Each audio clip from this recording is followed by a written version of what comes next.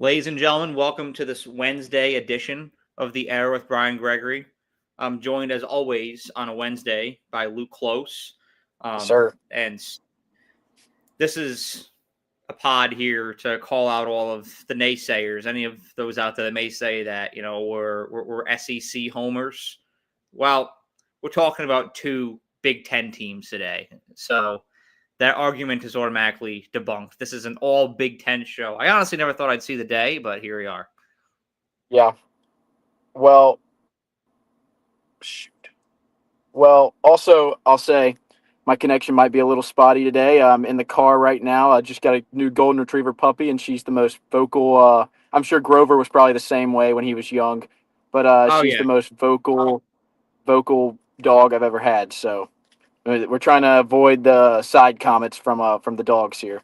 Yeah, golden retrievers are quite feisty when they're young, but once they mature, they get better. They age well. They mellow out.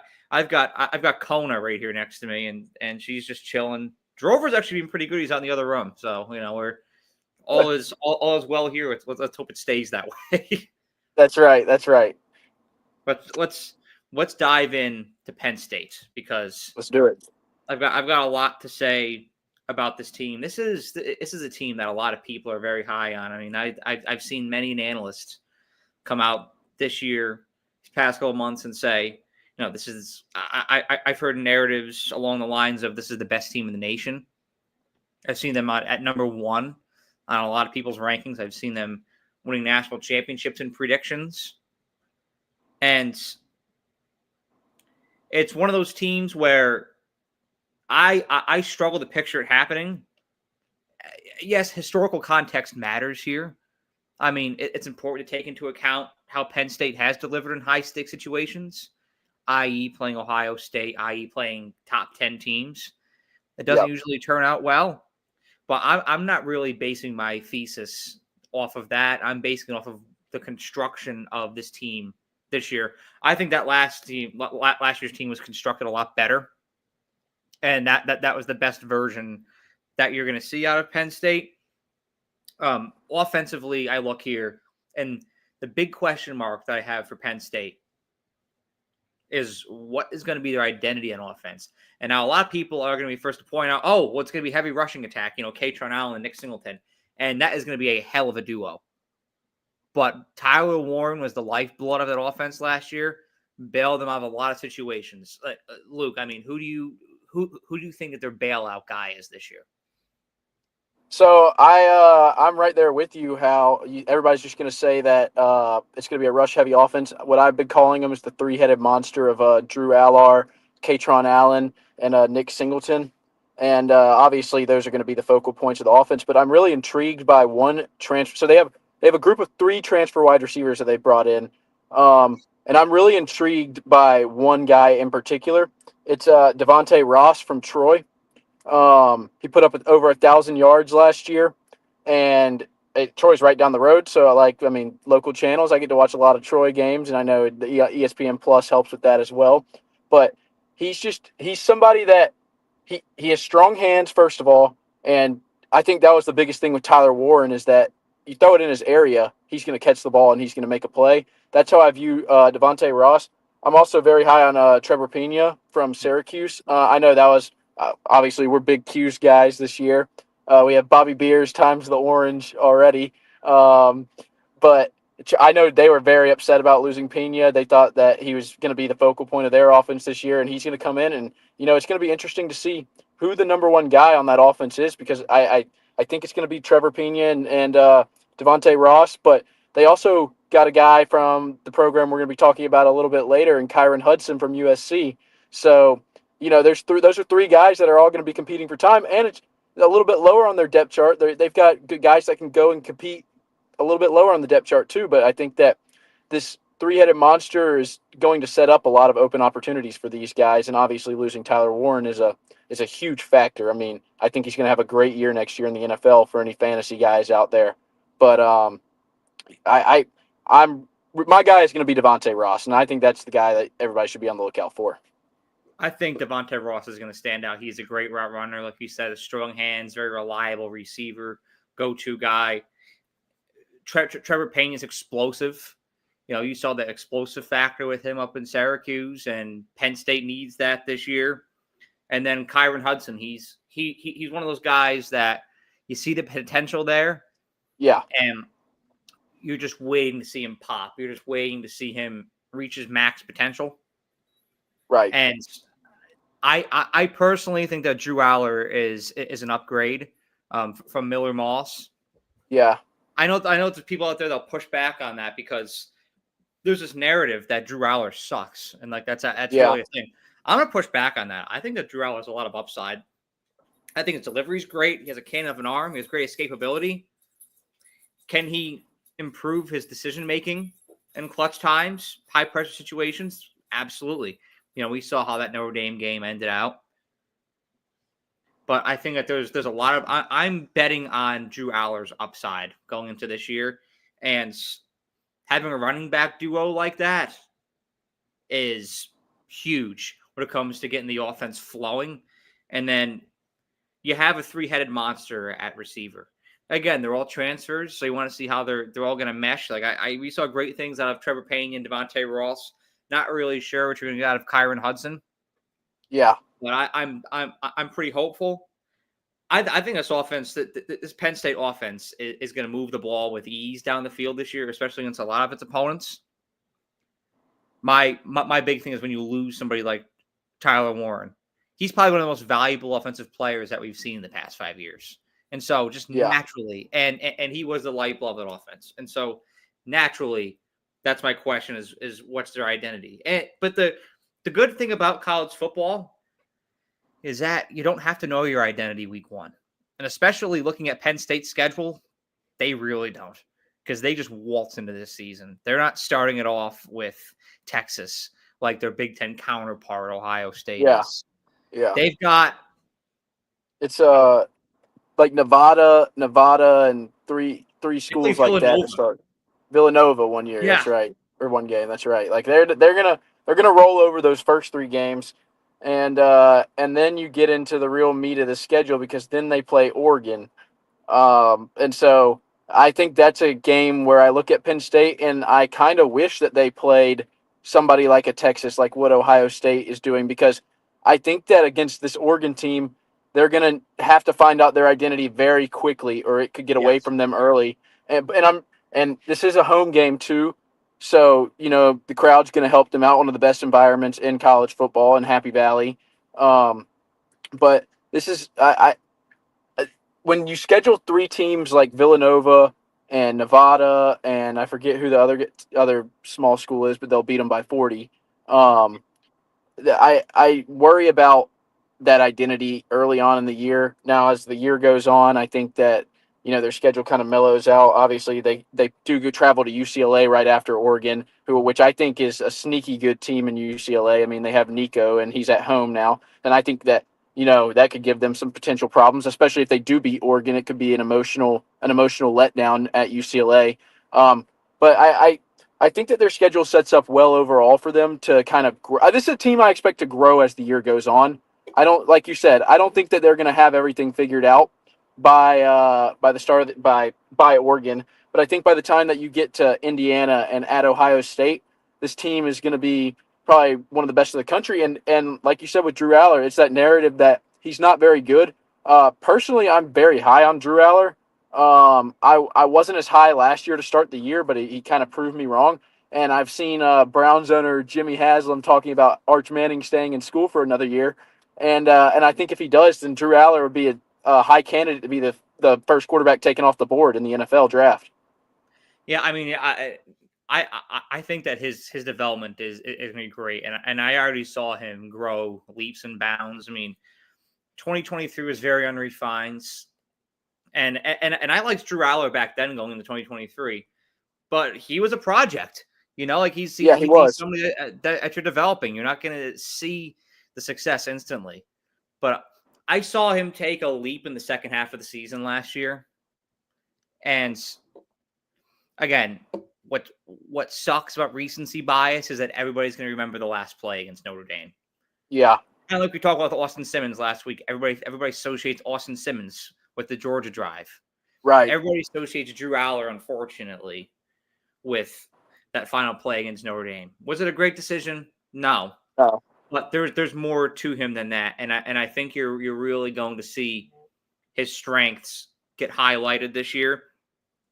And I also want to say this too. Every good offense starts with a great offensive line. Yeah. Penn State has that. Penn State had a lot of guys come back, and that line looks strong. I'm a little bit worried about the interior of the offensive line. But when it comes to protecting Aller and protecting his blind side, they have both their tackles back. They're upperclassmen. I don't see him being in a hurry a lot. And obviously, when you have two guys on the outside that are doing their job, it makes it easier for the guys on the inside to communicate. So I do think that their offensive line, while it is strong, I'm still not 100% sold. Where I am sold is in Penn State's front seven on the defensive side of the ball. Now, they lost Abdul Carter, but they've got a lot of guys that are also back. And, you sit there and I just nonchalantly said, oh, well, they lost Abdul Carter. Well, they lost the best defender in college football last year. Yeah. And so that's going to obviously hurt. I think that between Tyler Warren and Abdul Carter, you probably lost two of the most impactful guys on each side of the ball in college football last year. And so it's going to be difficult for them to replace those guys. I think it's going to be by committee. But the one guy on the defensive side of the ball that I'm really, really high on for Penn State is A.J. Harris. Yes. He's just great. And I think their secondary is going to be incredible too. Like, I think that when I look at Penn State, they're just very well-rounded. I have no problems with the roster that they've constructed at all. I think you said last year probably was their most well-rounded constructed roster. I think this is the year where they go all in, since maybe they had Christian Hackenberg in those years. And then obviously the Saquon teams where you thought Penn State was going to make the playoffs because they had Saquon, but he was really just a one-man show. And I think that this year they have so many weapons on both sides of the ball that they're going to be hard to beat. Now, my big thing is, and I've always mentioned this on this on the era, is James Franklin. That's always my biggest concern. Yes. His game management sometimes is very lackluster. He's already come out talking about the SEC early this year, even though he forgets that he got the Penn State job because of the job he did at Vanderbilt. Shout out Jordan Matthews, former Eagles wide receiver. Little pull right there. But yeah, James Franklin is my main concern with Penn State this year. And that's fair because he's 3-20 in games against top 10 opponents. And so it's very warranted to have that feeling. I mean, Penn State's game management and big spots has been bad. And it threw away the Notre Dame game. I thought that on paper, Penn State was a better team than Notre Dame last year. They were 100% by a large margin. I think they were 4.5-point favorites going into that game. Yeah. And even Boise State, I mean, you watch them, far superior talent. Yeah, they won that game off talent. Not even close. But I felt like, and especially on the offensive side of the ball, I felt like Penn State was getting a little too cute. Yeah. I thought that they were trying to do too much. Josh Pate said this after the Boise State Penn State game. Sometimes I feel like coaching staffs try to show off how smart they are. Yeah. When they draw plays, they're trying to display their competence. When you don't have to do that. And Andy Kolnicki, their offensive coordinator, does that a lot. Yeah, he does. At the end of the day, in big games, you want to get the ball in your best player's hands. Yeah. And so I thought a lot watching Penn State last year. I'm like, get the ball in the 44's hands. Get the ball in the 44's hands. They wouldn't do it. Yeah. They're trying to do everything else to show that they're competent with play calling. And that's what I get worried about this year. Are they, will they be too fixated on trying to draw up cute plays and trying to show off their preparation, or are they just going to trust what works? Because like we just highlighted about 5 minutes ago, There's a lot of weapons on this offense. Yeah. You have one of the best quarterbacks in college football, love it or hate it. You've got a double-headed monster at running back, got a really good receiving core. You don't have to do too much. You kind of just have to let it flow.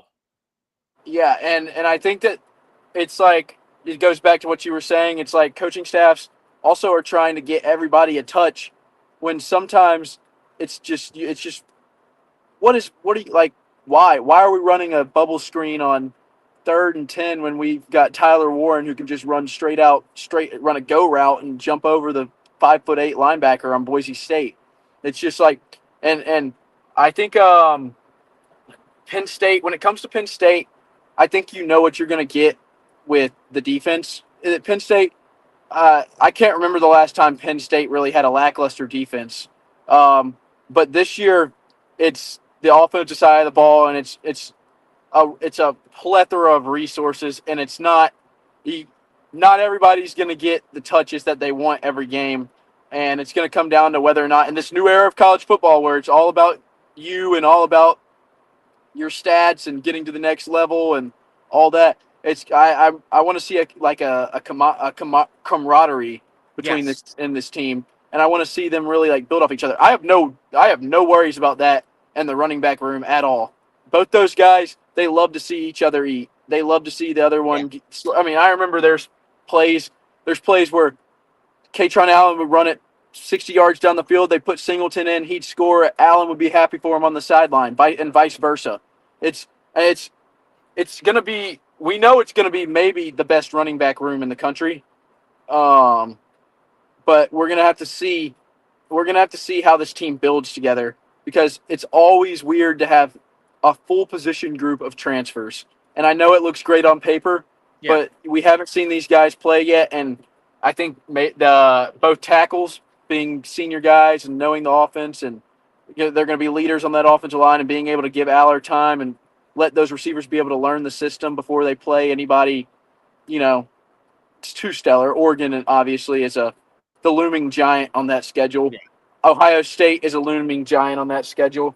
Indiana is a looming giant on that schedule. I'm still going to say it. I don't think that they're a giant, but they're close to that. They're a trap game for sure because Ohio State is the week before them. Yeah. So I think that Penn State actually has a pretty difficult schedule from the ones that I've seen in the Big Ten. I mean, I'd say they're playing outside of themselves 4 of the top 6 teams in the Big Ten this year.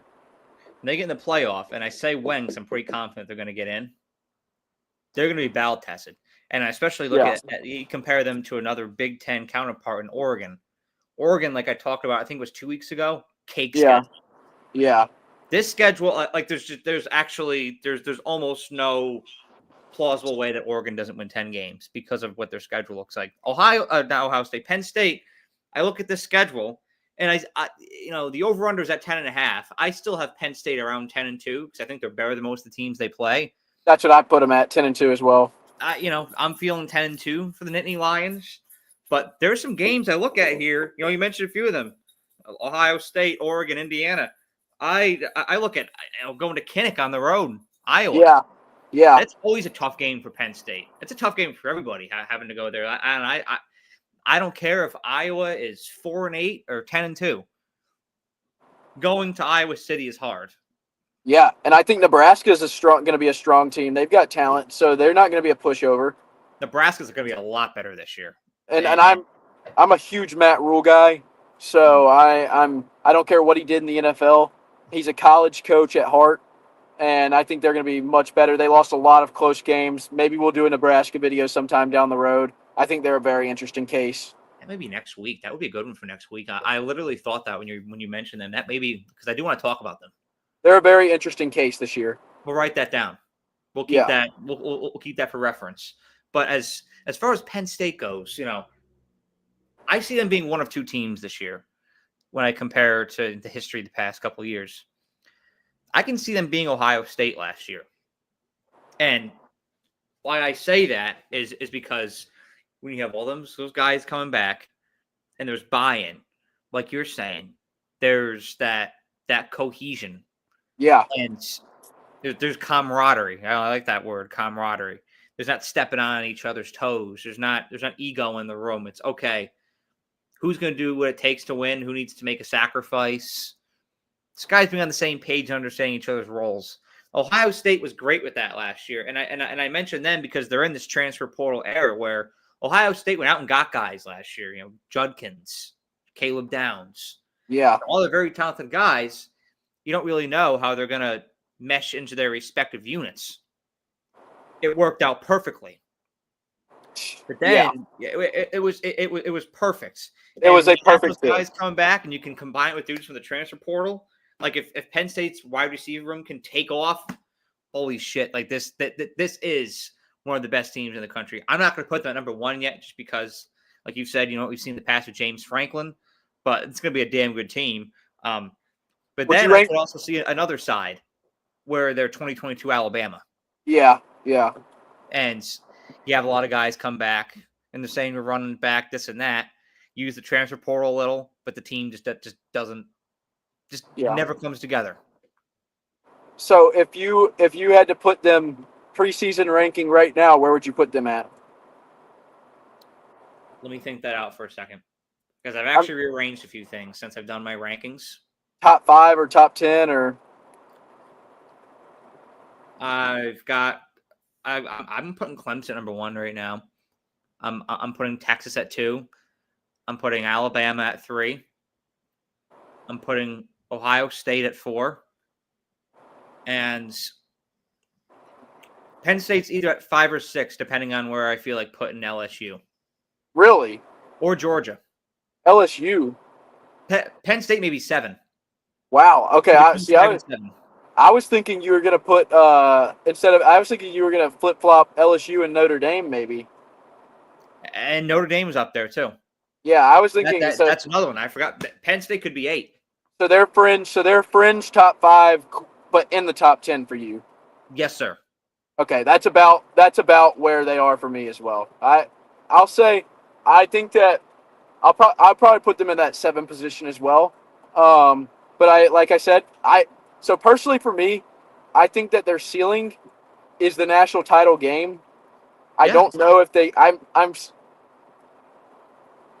I'm going to need to see it to be like this team can win the national title.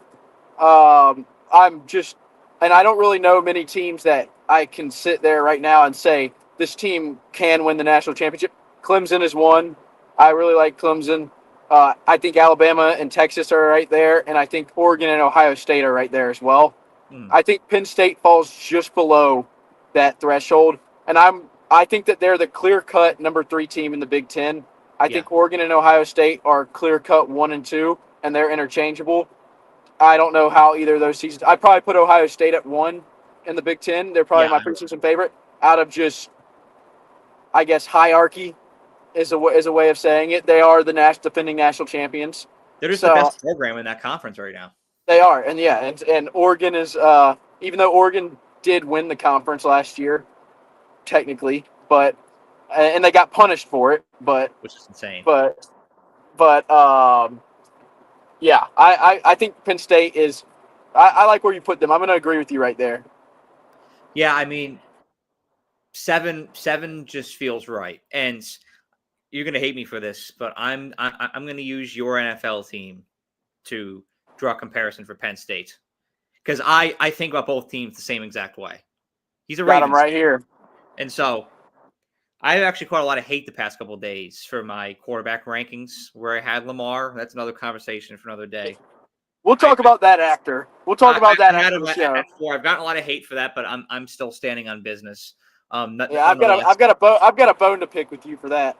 Oh, I'm ready. I knew you'd be ready for that one. I knew the minute I hit post on that, I was going to hear shit from you. Yeah. But I look at both the Ravens and Penn State, and if you were to ask me 2 questions, Brian, will you pick this team to win the national championship or Super Bowl?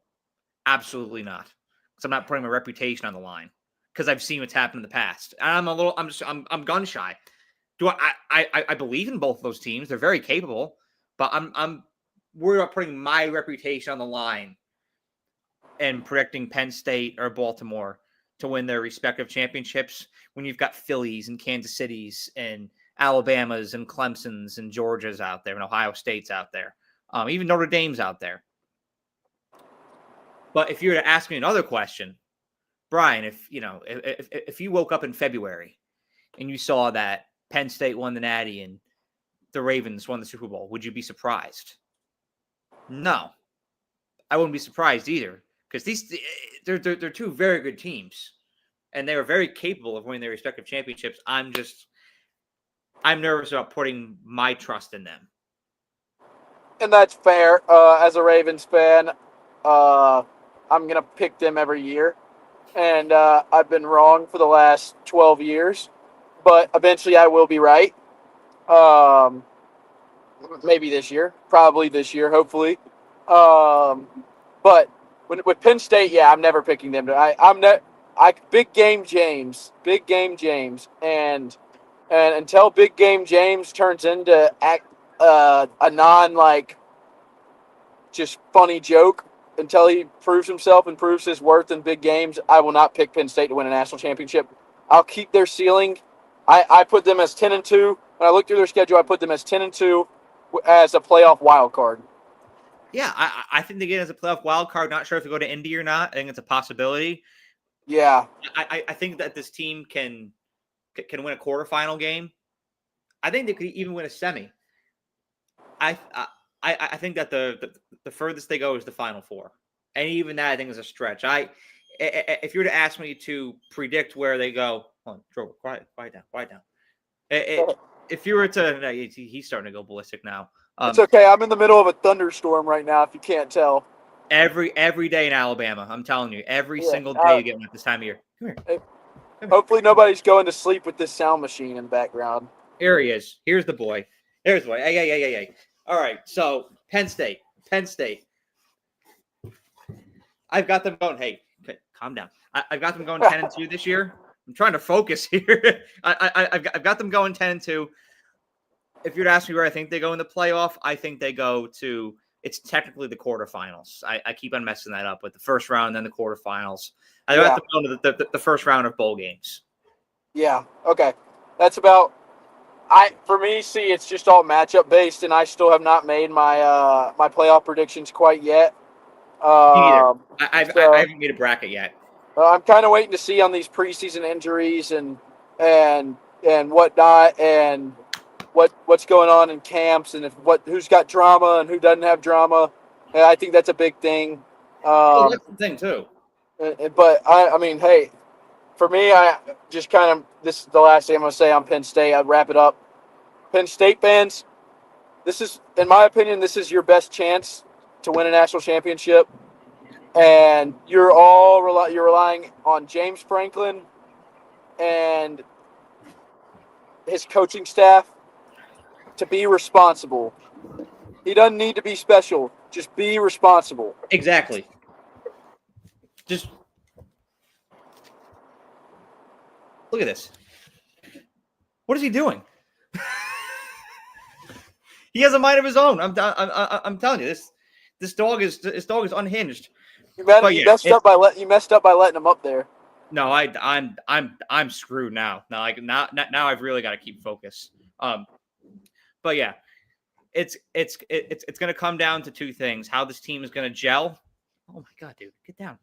How this team is going to gel, and then coaching in big moments. And so that's where over under 10-5 or 10.5 wins. I only say the under because that's where 10 is, and I'm confident in 10-2 for Penn State. Is that storm getting bad? I think I just got. I don't know where that thing went, but that was a big one right there. Now we're toughing it out though. We got to go to USC now. That's that Alabama grit. I love it. Yeah. Hey, thunderstorms don't phase us. No, they don't phase anybody. They tornado warnings, nothing. Like, I don't do shit during tornado warnings. See if these trees come down. Like, New Yorkers and Californians think California people freak out when a tornado warning happens. And I can always tell someone who's from California when they're like, "Oh my God, where's the shelter?" I'm like, nothing's gonna happen.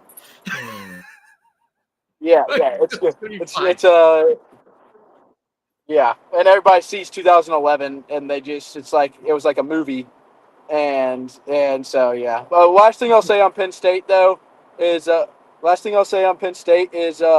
prayers up to Emeka or Julian Fleming, Yes. and yeah, I just want to briefly mention. You're kind of breaking up there for a second. Oh yeah, briefly just mention prayers up to Julian Fleming and his girlfriend. I know he's a former Ohio State receiver and now Penn State receiver. Ended his year of Penn State last year, but just last on a side note. No, yeah, prayers up. Prayers up for Julian Fleming. I hope everything works out. It's unfortunate. It's unfortunate. It's tough to see. Yeah, it is. Moving on though, USC now or Southern Cal. Your favorite, right? Oh yeah, I've got a USC.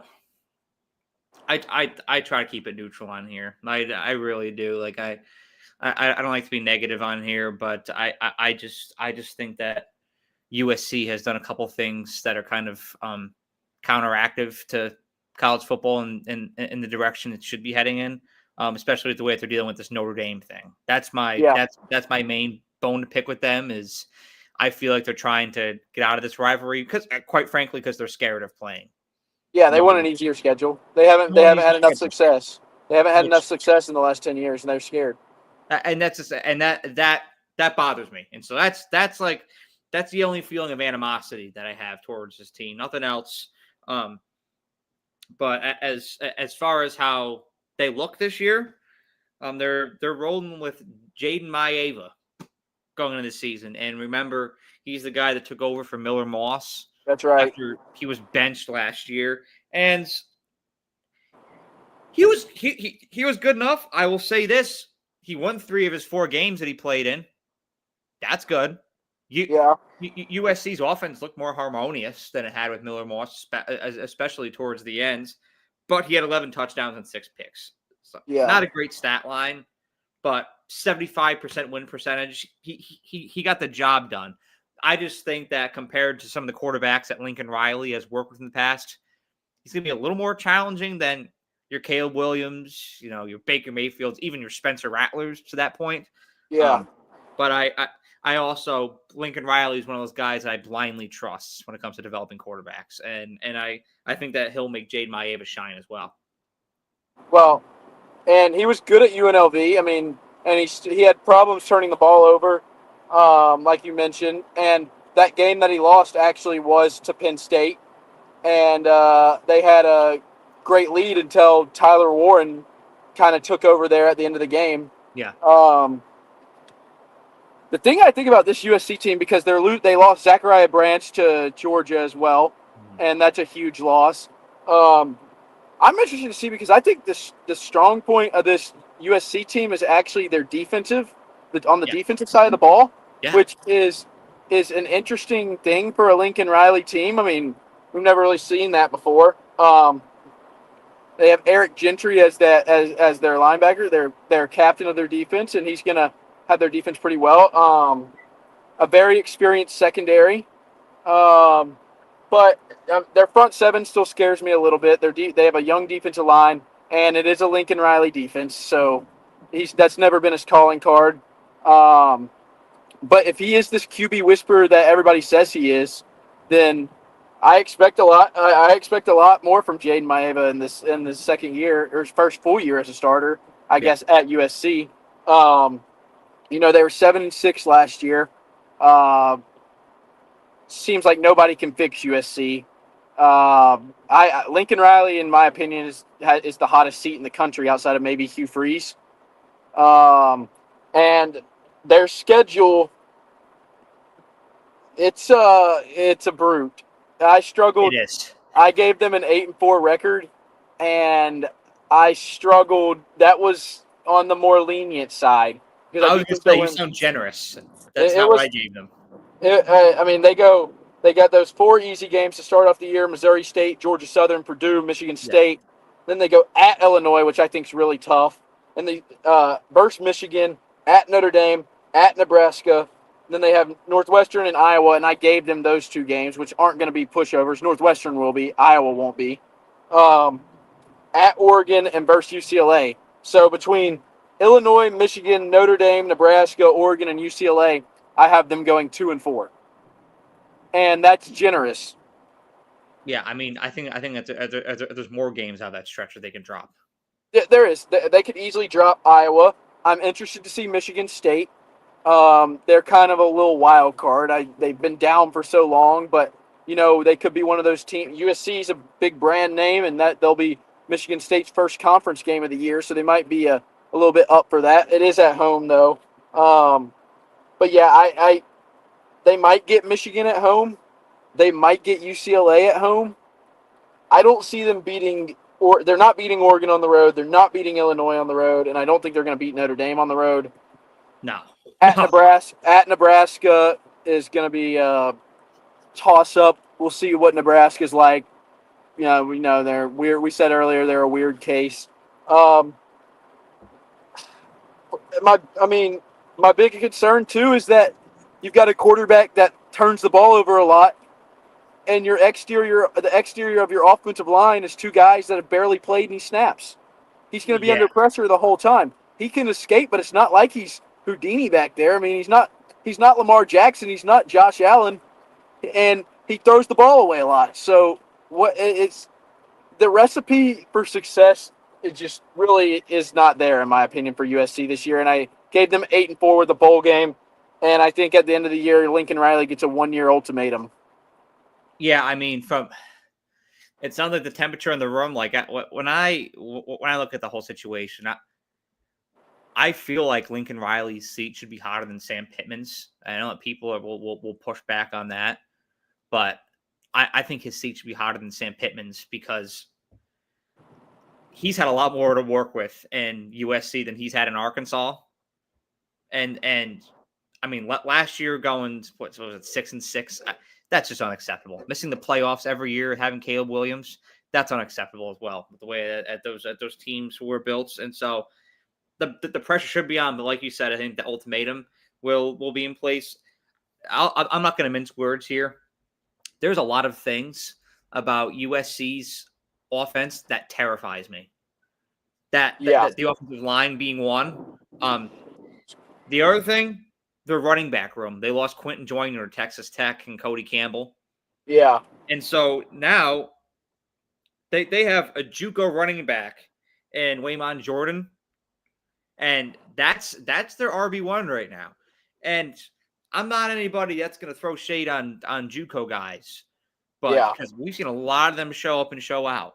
But going from that level to Big Ten and being faced with that situation with the offensive line, it's not ideal. It's not ideal to say the least. USC looks like a team to me this year. When I diagnose them right now, that they're a team that's going to have to win a certain way. And I think they can, but it's going to have to be. It's like they remind me of like a Michigan last year. Yeah. Where they can win games, they can pull off upsets, but it's going to have to be done a certain way. You're going to have to keep the point total below 20 of your opponent. That defense has got to be clicking. That secondary has got to be clicking like we all think it's going to. The defensive line has to mold because I don't think it's all there on offense.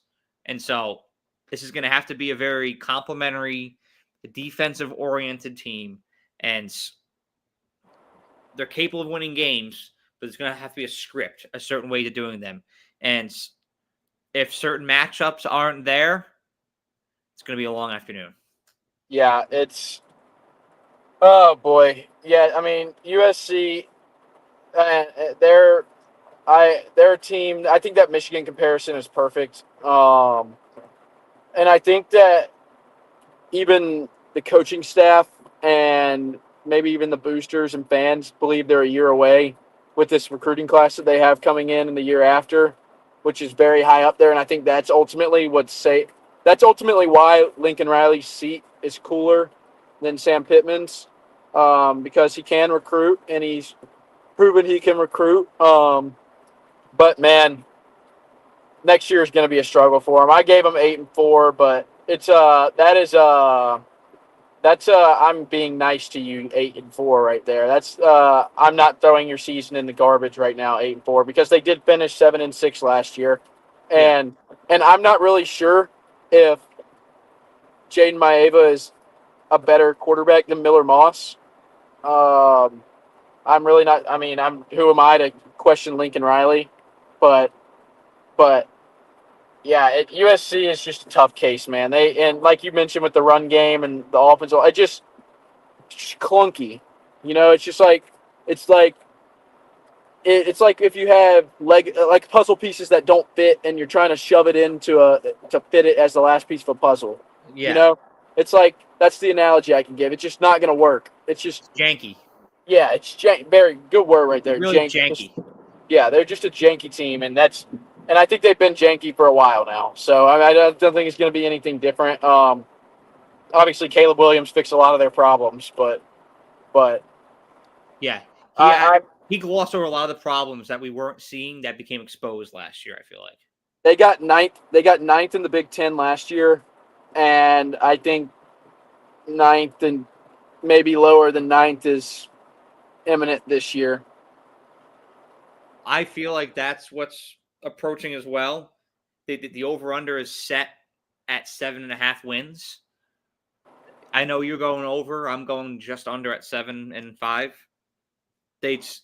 Michigan was 7-5 last year. This just screams Michigan from last year when I want to look at this team. But Yeah, I'm also going to build off of that Michigan comparison because even while they fell down last year, I felt like maybe there's some bright potential in the future.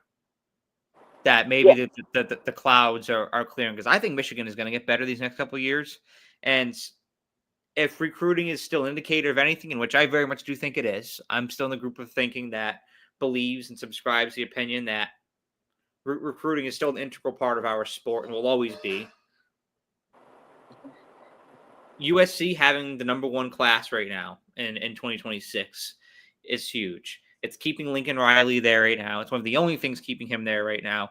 And I want to have the conversation for a second because I wanted to address this with Penn State, and I forgot to. But now we'll bring USC and Penn State into the conversation here to conclude it. Recruiting and trajectory is huge here. And Penn State and USC, I feel like are on opposite points.